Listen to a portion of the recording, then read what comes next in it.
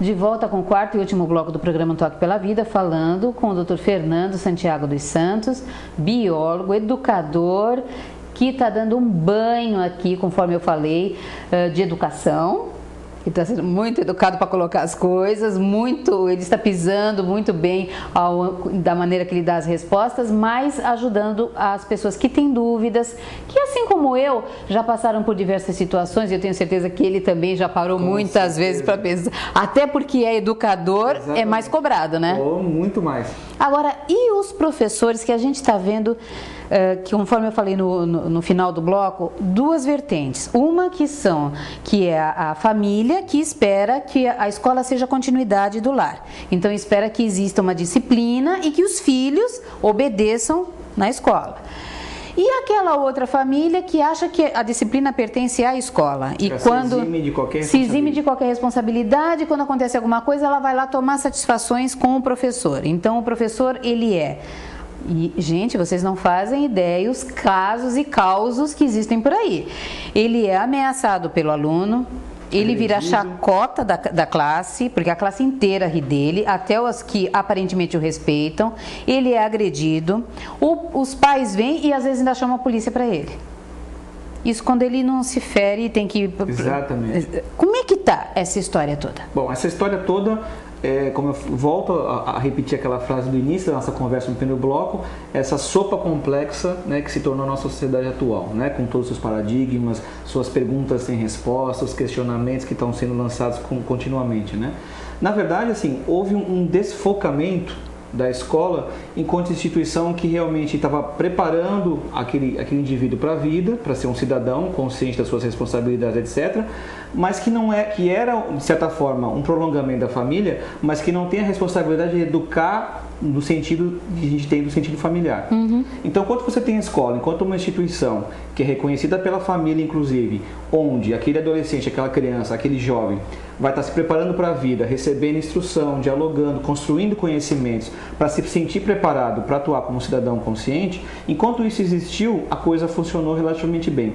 À medida que você desfoca isso, ou seja, em que a família muitas vezes já não reconhece mais a escola com esse papel, ou joga para ela o papel de educação que deveria vir do lar, por conta de toda essa falta de estrutura que existe, aí a coisa descamba para isso que a gente está mencionando. Então, a consequência imediata, obviamente, vai ser a indisciplina geral, porque agora você já não tem esse referencial mais da escola, porque se perdeu já esse papel escolar enquanto um papel de formador de opinião, de conscientização e de formação de cidadania.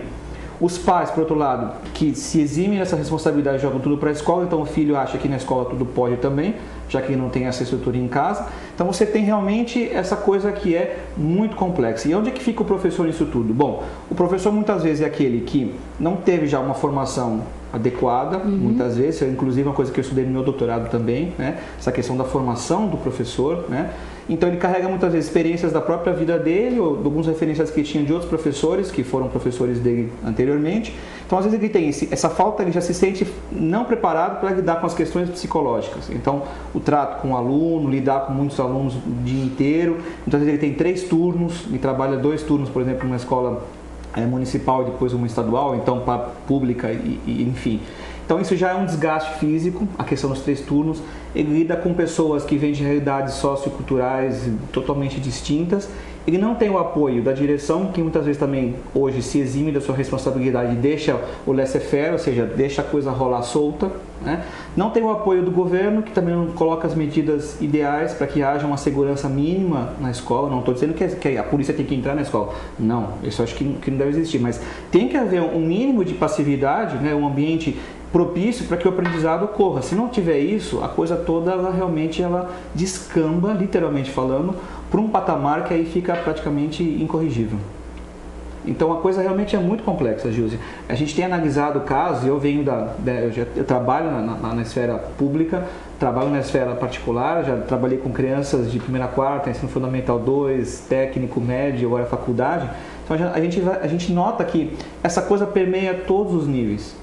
Então não é só porque você tem uma coisa focalizada com o adolescente, não, a coisa também às vezes chega até o ensino médio, às vezes até a faculdade, aquele caso recente, aquela menina lá da faculdade Uniban em São Paulo, que foi com a saia curta, aquela coisa toda. Então você vê toda uma violência, né? Não só uma violência física, como verbal, inclusive, né? Então você vê que a coisa descambou de uma maneira tal que todas as esferas educacionais são atingidas por essa crise de identidade familiar e crise de identidade na escola. Vamos pegar o caso dessa moça. Ela também não foi inadequada? A atitude dela também não foi o fator que desencadeou isso tudo? Porque ela não tinha necessidade de ir para a escola com um vestido, se é que era vestido, que mais parecia uma blusa, né? E ainda cruzou as pernas, porque tem a filmagem de celular e tudo, cruzou as pernas, teve atitudes provocadoras, até que se formou aquele tumulto todo. E ela foi, então, protegida, né? Então, caramba, quantas vezes a gente vê o professor, que a gente fica sabendo que o professor é agredido e não tem esse tipo de proteção por parte da instituição de ensino. E ela que estava com uma mini saia inadequada para a situação, ela foi, colocaram um jaleco nela e ela foi protegida por uma sala a aguardar a polícia porque ela se sentiu ofendida, né? Então, eu vejo, e vejo isso também na questão pericial e tudo mais, um número muito grande de afastamentos de professores que estão visivelmente esgotados. Exauridos de energia, totalmente. Exatamente, eles estão sugados. E com sérios problemas psiquiátricos, inclusive, né? Então, eu acho que aí tem uma questão que a gente não mencionou ainda, mas que vale a pena mencionar, que é essa banalização do estudo. A gente fala muito de banalização do sexo, né? Então, o sexo ficou banalizado, mas pouca gente fala dessa expressão que é a banalização do estudo. Por que o estudo ficou banalizado? Porque a escola, enquanto entidade que se perdeu, né, como formadora de cidadãos, etc., se você perde essa identidade, esse estudo, essa escola, a instituição, ela fica banalizada. Então, com a banalização, tudo pode. E aí você começa a ter uma bola de neve, onde as coisas vão num crescendo contínuo e você não sabe exatamente depois como controlar, porque a bola já ficou tão grande que virou uma avalanche. E aí a direção não sabe o que fazer, o Estado não sabe o que fazer, o governo federal não sabe o que fazer. Muito menos o professor. Muito menos o professor, que está naquela ponta, de cara com os alunos, é ele que lida diretamente com o aluno, é ele que está tentando fazer essa mediação entre a construção do conhecimento e a criação de uma cidadania. Esse professor ele fica à mercê dessa coisa toda, né, desse conjunto de fatores. E muitas vezes, de fato, ele se perde e nessa perda acontecem os problemas psiquiátricos. Então muita gente fala assim, mas é frescura de professor. Não é frescura de professor. Não, não deve ser não. Então a questão é muito séria, essa questão dos afastamentos, das crises psiquiátricas, síndrome do pânico, por exemplo, né? A gente tem conversado com alguns médicos, a coisa, você olha o gráfico de pessoas acometidas com síndrome do pânico e outras crises de ansiedade, etc., a coisa realmente é exponencial, o crescimento foi exponencial. Por quê? Porque é uma consequência direta dessa falta de quê? De apoio, dessa questão da violência não só física, inclusive a violência moral, né? Então, realmente o professor está numa situação muito complexa hoje, eu digo o professor de modo geral, porque eu convivi também na escola privada e a coisa também não é tão bonita assim, não. Não, até porque eles... Não é nada bonito. Isso a gente fica sabendo que os alunos falam que pagam os salários deles e que eles têm mais é que fazer o que eles querem. E dar a matéria do jeito que eles querem e dar a nota que eles querem. Exatamente.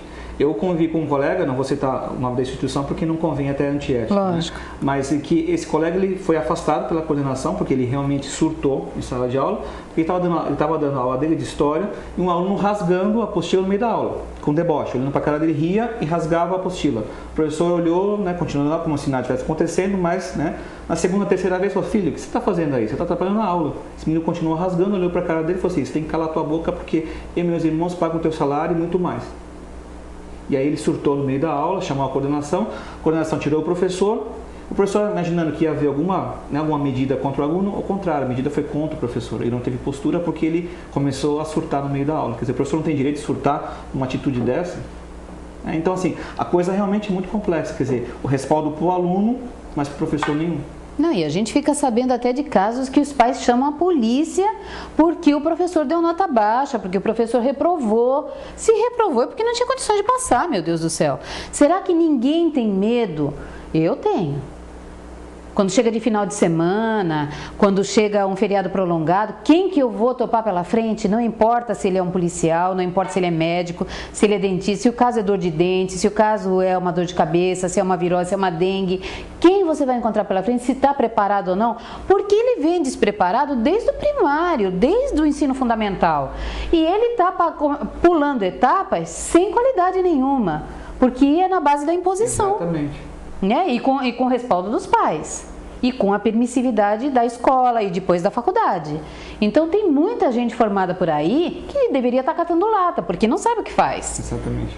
Muita gente falando besteira, muita gente fazendo besteira e a gente desamparado no meio desse turbilhão, que nem ele colocou, essa sopa que virou a sociedade, uma sopa indigesta, muito mal feita e que exala um cheiro muito forte, muito fétido. Que nos dá muito medo, né? Dá medo porque a gente vê, aí voltamos naquela história, qual vai ser o futuro do nosso país ou de todos os países? Qual será o futuro do meu filho, do meu neto? Acho que essa é a grande incógnita, né? E a gente termina, na verdade, o programa e sem uma resposta, porque na verdade não há, né? A gente tem que analisar isso e ver quais os caminhos possíveis, alternativas, para tentar minimizar ou sanar, se for possível, essas crises, esses problemas que surgiram por conta de tudo que a gente discutiu desde o primeiro bloco. Agora, doutor, o que o senhor falaria para um pai, para uma mãe que está assistindo a gente agora e que fala assim, meu Deus do céu, o que eu faço com o meu filho que bate em mim se eu bato nele, quando eu grito ele grita mais alto, bate porta, sai e volta no outro dia às 8 da manhã, ainda botando o dedo na minha cara... E que é uma situação tão complicada e que muita gente, a maioria, só ouve assim, isso é uma fase, isso vai passar. Um dia ele vai ver que ele está errado, mas até esse dia chegar, gente, como essa família sofre. Muitas águas já rolaram. Nossa, o que o senhor falaria para esses pais que estão desalentados? Bom, na verdade, assim, a gente quase cai num chavão de Super Nani, né? A gente não tem vamos sentar, castigo. Inclusive, né? Mas, assim, acho que as Super Nanis, elas existem de uma forma simbólica nas famílias que estão um pouco mais preocupadas nessa educação e que se sentem ameaçadas ou o que sentem, sofrem na pele esse tipo de situação, né? Muitas vezes é uma fase mesmo, uma fase que acontece de uma forma bastante efêmera, outras vezes essa fase ela se estende por um período muito grande. Então, na verdade, essas fases de revolta, etc., elas são muito reflexo daquilo que a gente falou, reflexo das ações que foram vivenciadas pelos próprios pais ou dos referenciais que eles têm dos pais, ou na falta desse referencial, na lacuna desse referencial dos pais, na referenciação que eles têm do próprio convívio social, com os amigos, vizinhos, etc. Então, na verdade, também voltamos a falar nesse assunto, não há uma receita de bolo pronta.